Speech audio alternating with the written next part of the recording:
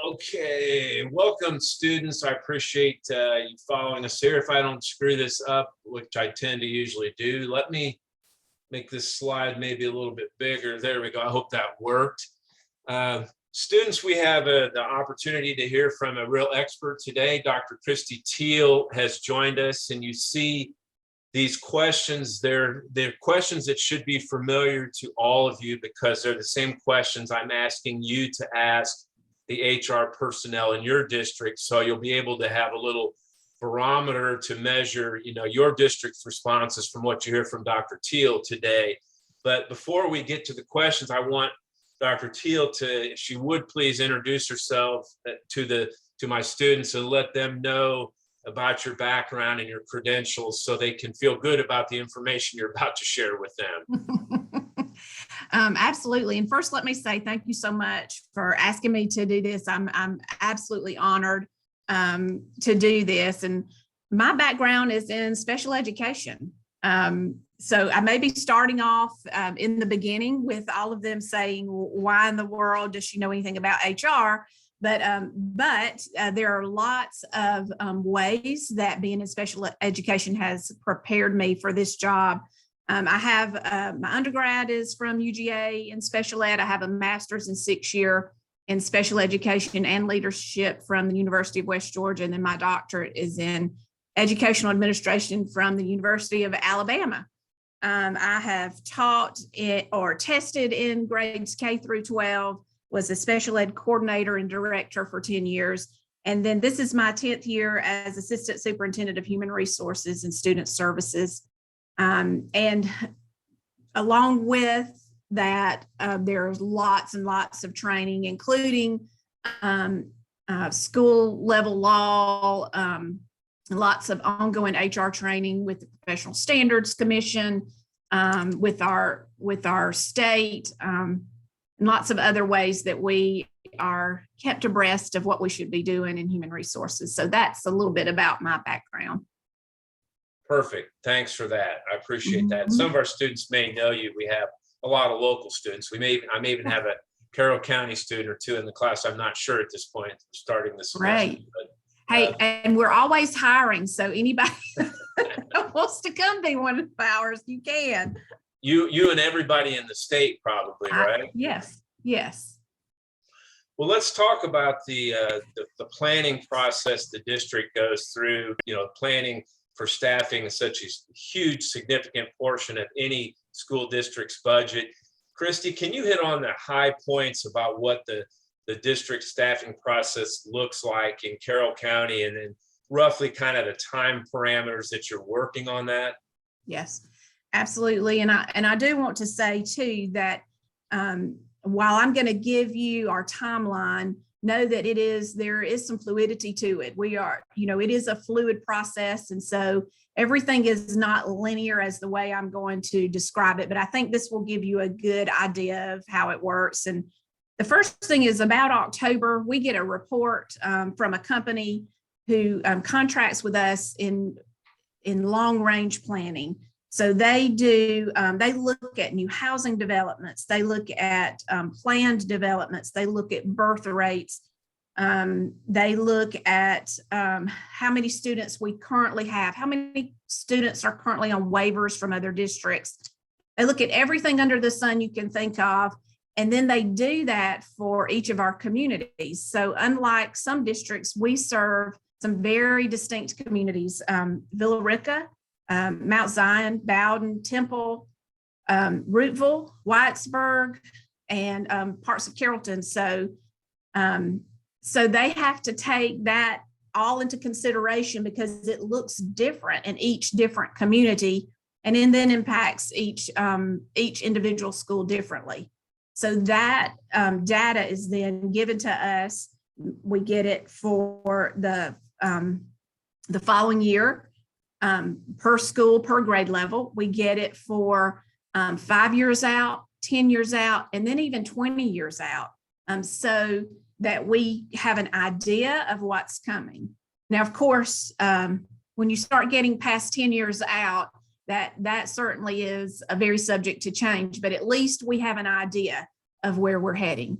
And I will tell you, just for Carroll County schools, we're looking at tremendous growth over the next 10 to 15 years, tremendous growth. So that is something we know that's coming and that we have to plan for very soon. So after the long range planning, and again, I told you we also get from that company projections for the next year. Mr. Cower also, he is our superintendent. He sits down and looks at those projections with the cabinet members. And then we talk about from the local perspective of what we think is going to happen and take that into consideration as we build those allotments. About November, December, we're getting those projections in place and getting those solidified. February, we send out contracts in February. That's so that we can get an idea of who's going to retire, who's looking to go somewhere else, who's moving, so that we kind of have an idea too of what vacancies we're going to have. Towards the end of February, we send out our allotment sheets to each of our principals. It gives elementary and middle school, they have teachers assigned by grade level or by specialty. So special education teachers, EIP teachers, that kind of thing, connection teachers.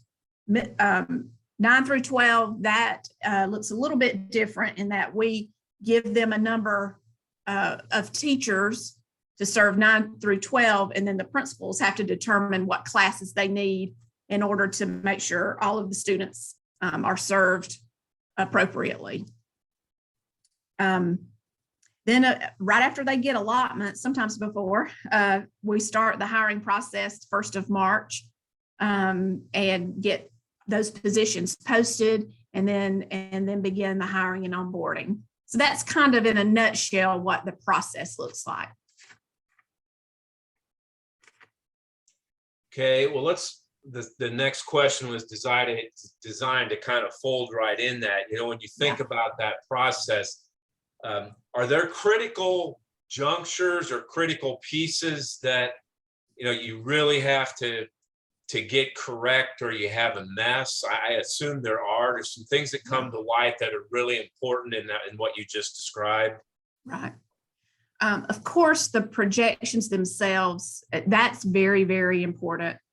What I would say the most important part of the whole process is the communication from the principals to the district office to the principals, the communication between the departments, especially like our teaching and learning and curriculum departments.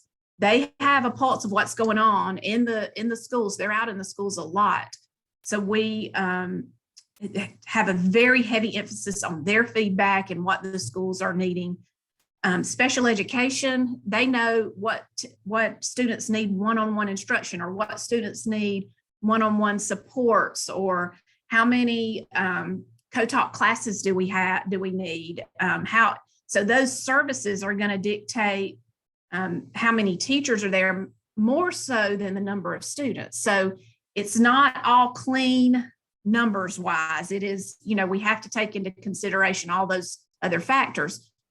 And if we did not communicate, we would miss, and we would underestimate probably 99% of the time how many teachers or paraprofessionals we need in the schools.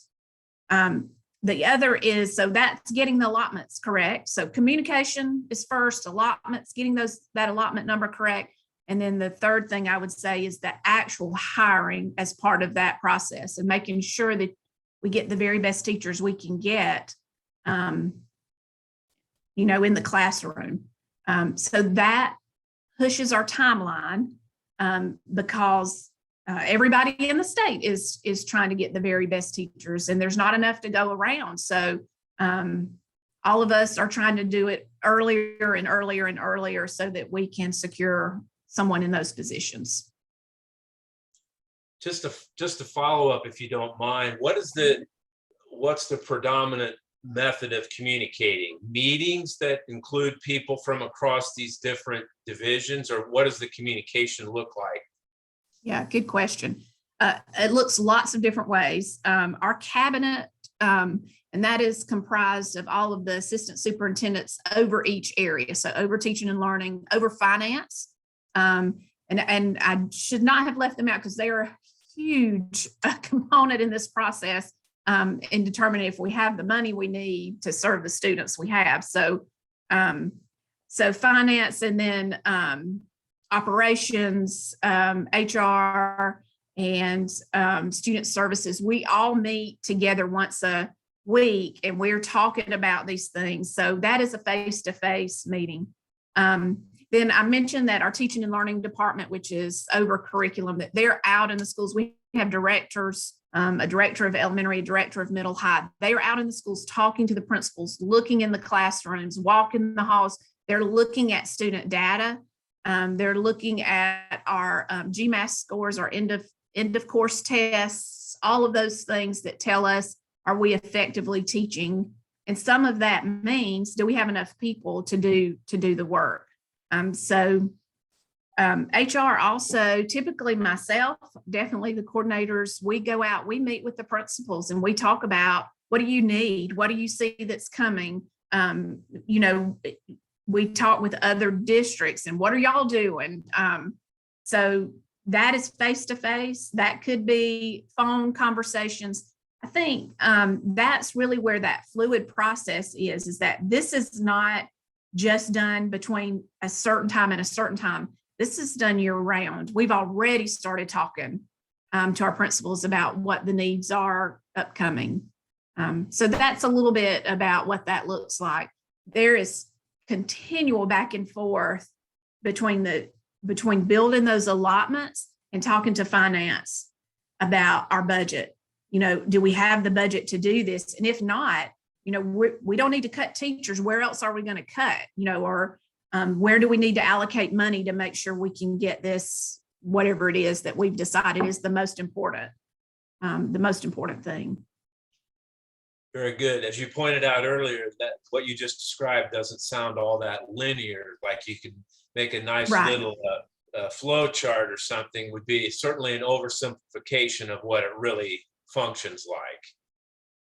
That's correct. And after we build the allotments and we send those out to the principals, we are still tweaking those. As a matter of fact, we just added 2 teachers. So there's never that final cutoff date. It would be nice if we could do that. I would say too, it's so important to try to get those projections right so that we're trying to hire early. We're not adding teachers on the back end. And I can go into that a little bit later on, but yeah, so communication is year round, definitely. And it definitely is not as linear as I'm making it to be, but you got to have all those steps in the process. Absolutely. Sure. The third question, thanks for the good information so far. It's kind of a theme that I always hit on in the course, because I guess I've always been interested in trying to find that really sweet spot of where the district supports and the expertise and work from the district, but also the important role at the school level and the administrators at the school and teachers of the school kind of pushing up for excellence, and the district folks pushing down. I always find that fascinating, where that balance point ends out. Can you just describe a little bit in Carroll County? You kind of already have done it, I think, as you described the process, but really, what the district is trying to do in this process, and what the school level administration is being allowed to do as well, what their responsibilities are. Right. This is funny. I could, so many, I guess people think that it's the district office, there's the us and the them, and the them would be the school personnel. And maybe we pretend sometimes it is that way, but truly it is not. There is a lot of overlap in what we do. And because there's so much autonomy too in our schools, then we have to keep that communication open in order to make sure that we are providing what our schools need. But I can give you a great example. I had a principal call me back in the spring when we were working on allotments. And he was interested in adding a position, and called and talked to me about it. And I said, okay, here's a good way to ask for this position. You've got to have a good reason to go over the number we're giving you. So here are some things you need to look at. So it's not just them calling and asking and us saying yes or no. Sometimes it's us even guiding them through, why do you think you need this? Let me help you look in all the different areas you need to look into to know how to even ask for that, especially with our new principals, because it truly is their job to make sure they have what they need, to make sure they have the best of what they need. And so we've got to train them on how to have that argument with us. And sometimes it works, sometimes it doesn't. It just depends on the situation. But again, I'm going back to lots and lots of communication. It is not Mr. Cowart saying, again, our superintendent saying, this is what it is, and then all discussion stops. There is still lots of ongoing discussion. And truly, we work as a team to build the allotments and look at what we need. So if Does that I answer were, your question? it does. So if I were a principal that I think I've done my homework and my school performance data suggests that we could really benefit from a math coach. I'm just making this up. That if I came to you and said, here's my data that supports this, can I hire a math coach and I'll trade you, one of my 5 social studies allotments or something, you would potentially support something like that if I can support it with data? Without a doubt. You definitely, if you can support it with data. But let me give you another example, because something that's really important to us too is innovation. We want to keep our kids in our schools. And so we know that we are in competition with not only other public schools, but private schools as well, and some of the things that they have to offer.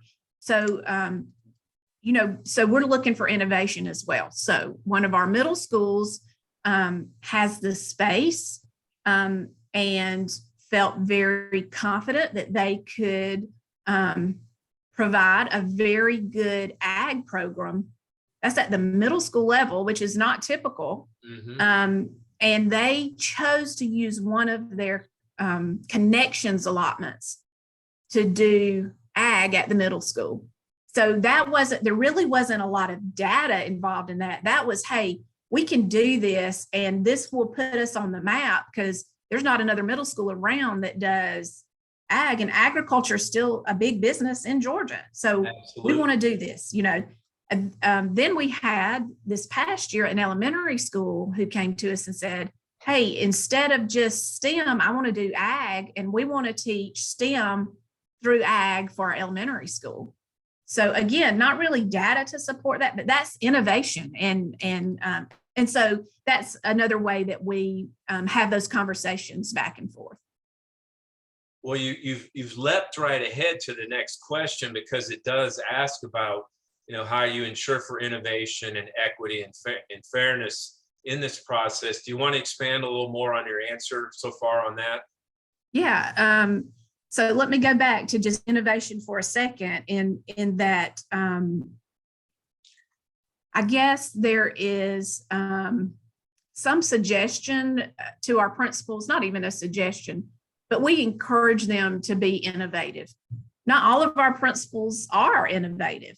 And so, but what they are all is very competitive. And so when they see another school do something like that, it would cause them to really step up and say, okay, what is my school going to be known for? And that is something that, of course, that we will work. And sometimes it is within the confines of their allotments, they're given allotments. And I guess what our job would be is to help them figure out how to do that within those allotments. Sometimes it may be that we add a teacher. It's just according to what it is and what we can do.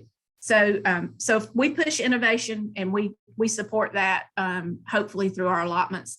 The other thing you just asked about is equity and fairness. And Carroll County, we have a weird setup as compared to most multi-high school districts. And that is we have a high school that's nearly 1,800 students. We have a high school that's at 400 students. So equal is not necessarily fair, and fair is not necessarily equal.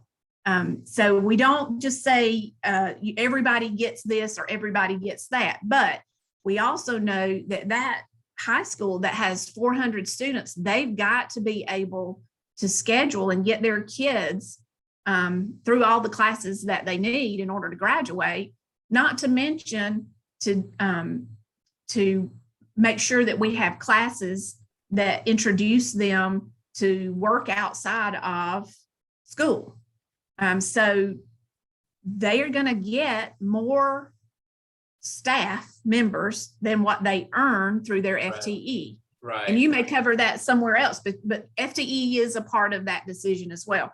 But they have to. In other words, if they don't do that, then they wouldn't be able to provide a comparable education to what our high school that's 1,800 people can provide. Absolutely. So that's where that fairness and that equity comes in. Also in that process, we look at, as I said earlier, their test scores, because if we have a school that is low performing, we're probably not going to cut them if it looks like they haven't earned all the teachers they have.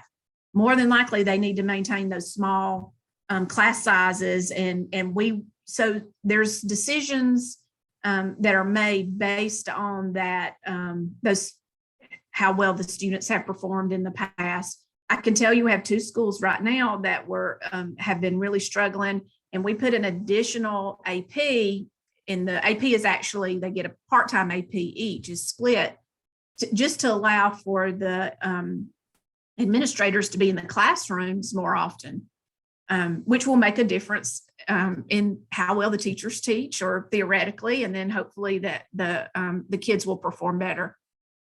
They didn't earn that. It wasn't even part of the allotments at the beginning. It's one of those things that came about through just looking at the test scores and having discussions with the teaching and learning department. Well, that's an outstanding answer. I completely followed you.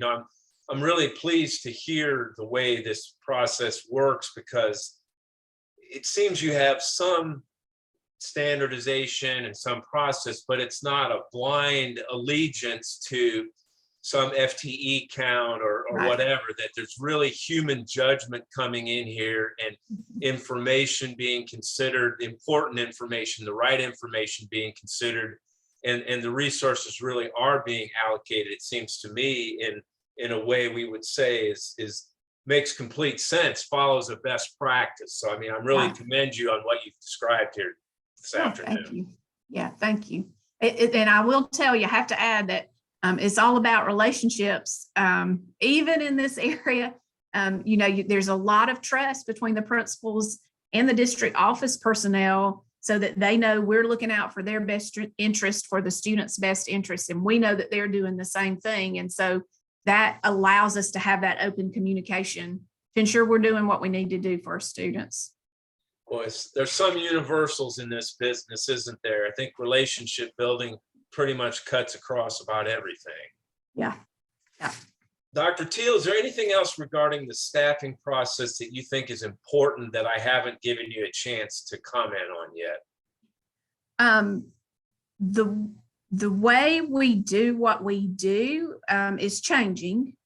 And the reason for that is because we can do allotments all day long, but if you don't have the people to put in those places, then it's not going to do you any good. It doesn't do our principals any good for me to say, you have 2 foreign language classes, 2 foreign language allotments, and they have no foreign language teachers.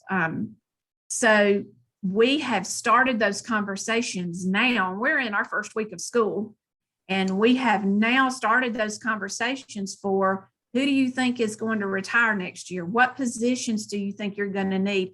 So whereas I would say at the district office level, we have been thinking about the next year, a year out, for a good long while, but we've not brought our principals necessarily into that conversation as early as we are now. And so I think that our conversation is going to really morph more around what are we doing to keep who we have? Mm-hmm. What are we doing to retain? What are we doing then to recruit those that we need? What are we going to do to make sure that Carroll County Schools is a place where people want to work? All of those conversations are hand in hand with the process of building allotments and staff in our schools. It is definitely a nationwide issue, but I have to tell you, it really has hit home within the past couple of years, and especially it's going to impact us because of the growth. We are 649 students over right now over where we were at this time last year. Some of our schools are that size. Right. Yeah. So I think we've got to start thinking a little bit differently about staffing and how we're going to staff and who we're going to let in our classrooms and how we're going to make sure they are successful. And that is even more important than the number of people we're going to hire, if that makes sense. So we're starting that process where I said, we usually start in October, November. We're starting that process now, talking about next year. Wow. The poor principal hasn't even gotten the kids to know which bus they have to ride on, and now you're already trying to. That's right. That's right. That is right. Well, thanks so much for that. As we go back and look over these questions, I'm not going to try to summarize them all at this point, but I remember in your first question, you emphasized the long-term information that you get from I can't remember if you mentioned the name of the company. Yeah. That name escaped me already. No, I didn't tell you the name of it. I can't remember the name of the company. That's fine. Yeah. But you do have a long-term piece in that, and that's something that I was hoping you would mention. That's something that I'm going to emphasize with the students in the class. Again, jump in anywhere you want to here on this. I remember in your second answer, you really stressed the importance of communication as a primary takeaway. Yes. Your third question, I think you really described pretty eloquently, what that process looks like. And I don't know if you said they were co-equal, and I don't know whether that matters or not, but it sure sounds to me like the principals and school-based leadership are encouraged and perhaps and certainly allowed to try to be innovative and creative in how they use their staffing. Would that be fair to say? Absolutely. Yes. And again, I think you had a really strong answer for number 4. I wouldn't surmise, I wouldn't do it justice to try to summarize it, but I think you had a real strong piece on innovation. I guess I'll ask you one question on that. How much of that do you think is market driven, or how much of that is just unique ideas maybe that teachers and a leader might have, or is there actually a customer? I mean, are families asking for certain things? Again, I've been at the university long enough. I don't know the answer. I guess that's why I'm asking. Or do you create something that you think people would be interested in? Yeah, I think it's probably a mixture of everything. Definitely, we have lots of community input. Another thing that I would say in Carroll County that's very different than, say, Douglas County, and I've been in Douglas County before, so I can compare those, and that is that those distinct communities really drive some of that innovation. We have a class at Whitesburg Elementary. I'm not going to say it right, but they have a keyboarding lab. So it is like a music lab, and there's 40 or 50 keyboards in that lab.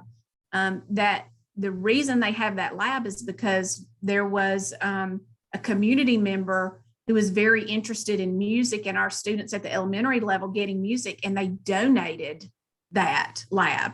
So of course, so that is going to drive that, I would say.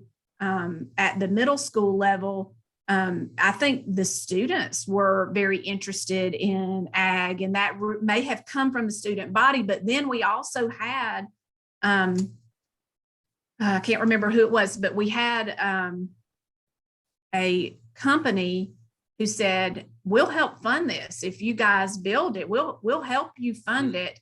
And so we can help build a barn. We can help, because, you know, there's money tied to that. So I would say that I don't know if it's fair to say it's market driven, but I would say that it helps when you have somebody helping back that process or that class or whatever innovative idea that you have. Well, that's always a criticism of schools, is that we're not responsive to our environment or our customers or aware of our environment. Again, to your credit, it sounds like there's a certain sensitivity to that for the unique reasons you mentioned. I mean, I've lived in Carroll County for 15 years. I know the communities you're talking about, and they do have a individual, unique kind of presence. Right, right. Dr. Teal, anything else for us to share with my wonderful students this afternoon? Gosh, I can't think of anything. I would say if they have any questions that come up, you know, feel free to call or email or whatever. I would love to help in any way that I can, because there's got to be people who come and take our jobs and our positions. We're not going to be here forever. So I'm excited that you even have a class of school finance students, and that we are leaving this legacy to other people to do this hard but very rewarding work. Well said. Absolutely. Thank you.